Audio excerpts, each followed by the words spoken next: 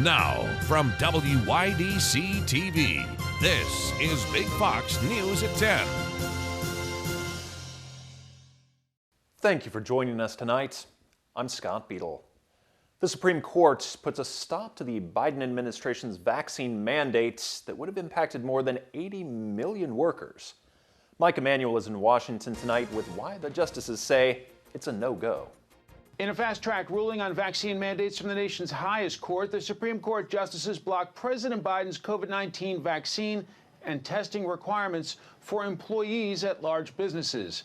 The court's conservative majority concluding the administration had overstepped its authority.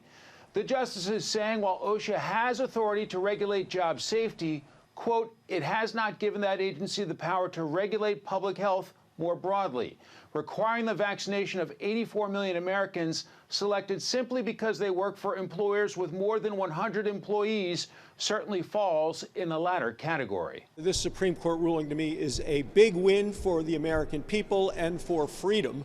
I'm a doctor, I'm pro-vaccine, I'm anti-mandate. The White House reacted to the setback. The Supreme Court's decision on the OSHA mandate essentially means that in this pandemic, it is up to individual employers to determine whether their workplaces will be safe for employees and whether their businesses will be safe for consumers. The court's ruling comes as COVID cases continue to surge. In its dissent, the court's 3 liberal justices wrote the ruling undercuts the capacity of the responsible federal officials acting well within the scope of their authority to protect American workers from grave danger. In a related case, the court ruled the administration is permitted to proceed with vaccine mandates for most healthcare workers. In Washington, Mike Emanuel, Fox News. Mansfield University laid out its spring semester COVID protocols for in-person learning. Students living on campus will be required to test negative prior to moving back into their dorms, regardless of vaccination status. Students will also be required to wear masks in all indoor spaces on campus. While Pennsylvania's state system of higher education does not have a vaccine mandate, students and faculty are encouraged to get vaccinated and boosted. Testing and vaccination clinics will be offered by the university throughout the spring semester. Classes resume on January 24th. As COVID cases continue to surge around the country, President Biden announces some new measures to combat critical staffing shortages at hospitals. Steve Harrigan has more from Atlanta. As the Omicron variant continues to surge across the country, hospitals are feeling the impact. Nearly 23% of them experiencing critical staffing shortages. Pretty soon we're not going to have staff to take care of you in the hospital if all of our staff are also out sick with COVID-19. President Biden announcing today he will be sending in a surge of military medical personnel to help these overwhelmed facilities. When you need something done, call on the military. They're part of a major deployment of our nation's armed forces to help hospitals across the country manage this surge of the Omicron virus. Starting next week, 1,000 military personnel will be deployed to 6 states, including New York, New Jersey, and Ohio. This in addition to the more than 800 federal emergency personnel already deployed in 24 states and more than 14,000 National Guard members activated across the country since Thanksgiving. Meanwhile, debates circulating over which masks best protect against the Omicron variant. Any mask is better than no mask, and we do encourage all Americans to wear a well-fitting mask to protect themselves and prevent the spread of COVID-19, and that recommendation is not going to change. The federal government assessing the supply of medical-grade masks like the N95 or KN95. Right now, we're strongly considering options to make more high-quality masks available to all Americans, and we'll continue to follow the science here. Right now, roughly 98% of new cases are the Omicron variant. In Atlanta, Steve Harrigan, Fox News. COVID-19 vaccines have saved an estimated 240,000 lives and prevented more than 1.1 million hospitalizations in the U.S. during the first half of 2021. Yale University and University of Maryland researchers say the U.S. COVID vaccination program was associated with that reduction. And as new variants emerge, a continued vaccine push will be crucial to keeping case numbers down. The team notes this was also a time when less than half the population was fully vaccinated against the coronavirus. The Centers for Disease Control and Prevention considers a person fully vaccinated 2 weeks after receiving the second dose of either the Moderna or Pfizer vaccine or 1 dose of the Johnson & Johnson vaccine. These findings were published this week in the journal JAMA Network Open. A local wedding photographer is filing an appeal challenging New York's anti-discriminatory laws. Emily Carpenter first made headlines in October when she claimed being forced to serve same-sex couples violated her First Amendment rights.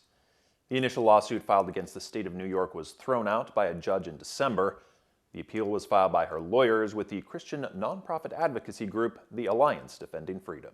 President Biden is hoping an in-person plea will persuade some Senate Democrats to give him a win on voting rights. Lauren Blanchard has more on that, and the so-called nuclear option that his party is also considering. Vice President Kamala Harris is leading the administration's push to reform voting rights in America. We don't give up and we will not give up. But Thursday, it's President Biden making an in-person plea to Senate Democrats to get 2 bills, bundled as one, over the finish line. It's the people who should have the power. If Republicans won't help, then he's asking Democrats to do away with the filibuster, which requires 60 votes to move the legislation forward. This is not about a fair election. This is about gaming the system and putting your thumb on the scale for Democrats to try to keep control of the Congress. The House is setting up the John Lewis bill and the Freedom to Vote Act as one piece of legislation. Combined, that bill would make Election Day a federal holiday, expand mail-in voting, allow for same-day registration, and expand the types of IDs allowed. However, the president is facing criticism for this week's fiery speech in Georgia, comparing opposition to the bill as Jim Crow 2.0. The president's rant yesterday was incoherent, incorrect, and beneath his office. Perhaps the president went a little too far in his rhetoric. Some of us do, but the fundamental principles and values at stake are very, very similar. The White House remains unapologetic. The majority of the American public elected the president to do hard things and to fight for hard things. Lawmakers are looking at the possibility of a working weekend. Senate Leader Chuck Schumer wants his chamber to vote on this issue by Monday. In Washington, Lauren Blanchard, Fox News. Democrats and Republicans are working together on a new bill introduced today that would simplify the language found in service agreements on websites so that users can actually understand what they're agreeing to. That bill, called the Terms of Service Labeling, Design, and Readability Act, would require websites to provide a summary statement which explains its terms of service in simpler language. It would also explain things like where your data or sensitive information might go, options to delete your data, and if there have been any data breaches within the last 3 years. Still ahead tonight, aquamation, a process that uses water to return a body to nature. So all of those same options would be available to a family, but how those cremated remains come to be cremated remains is what the difference between cremation and alkaline hydrolysis is. We break down how this eco-friendly process works and the growing green burial movement. Here's your local stock market update from Big Fox.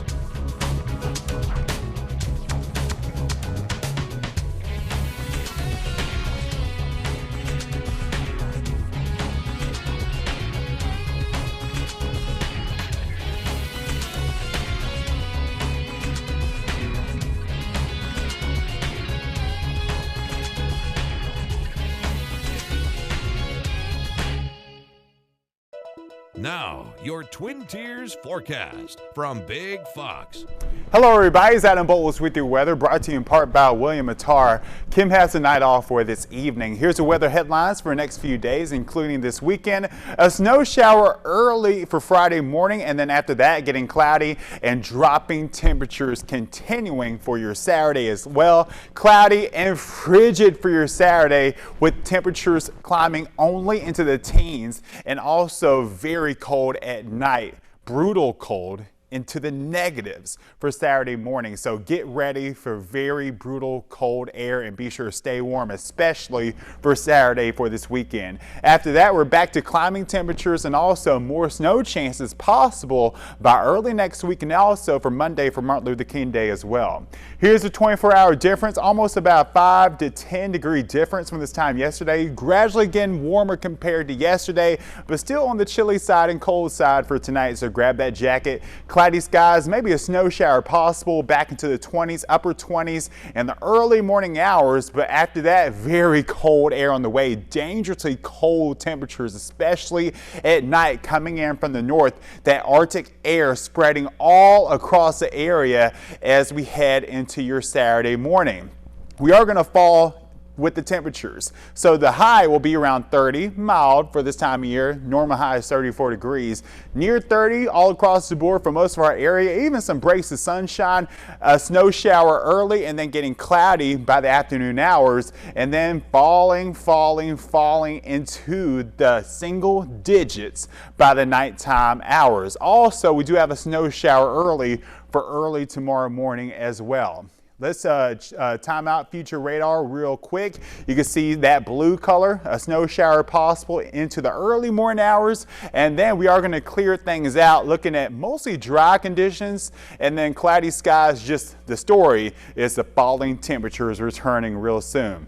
Here's tonight's forecast for a recap. Falling into the 20s, a snow shower possible with that leftover moisture, clearing and dropping temperatures with a high of 30. And then after that, brutally Arctic air on the way, falling to around 1 degree Friday night, a high of only 12. So be sure to stay safe if you're out and about, and be sure to stay warm, especially for your Saturday. Look at that, a low of -6 degrees for Saturday night. We're back into the 20s on Sunday, more sunshine, not as cold, late snowfall possible, and then more snow chances likely for Martin Luther King Day, MLK Day, getting into the 30s. Keeping dry on Tuesday with more rain chances and snow chances after that by midweek as well.